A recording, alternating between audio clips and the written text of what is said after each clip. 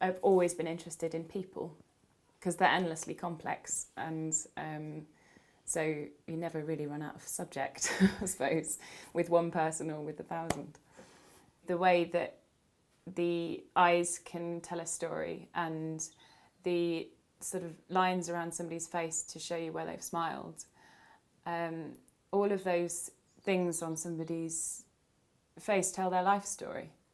And you're privileged enough to be shown a little bit of that, and that's wonderful. The kind of art that I do is representational. It's, you know, based on the old masters, but I also want there to be truth within it. It's about capturing that part of a personality. So whether that be sadness or joy or happiness or grief or all of those things, I think a really good painting is when you've managed to bring out all of that and push that image that brings out all of the different sides of somebody.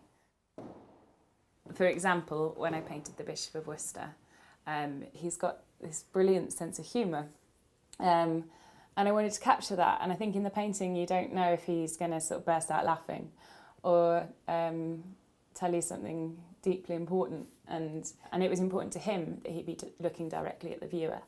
And I found that really interesting as well, because that's obviously about connection and communication, which I think a really good painting does as well. I draw inspiration from everything, and it is often to do with light, the way the light falls on something, because I think everything about what I do is about light in some ways, because without light there's no colour really. And it's often people that inspire me. Looking at other painters is always a good place to draw inspiration from. But mainly I think that it's just about looking at the world.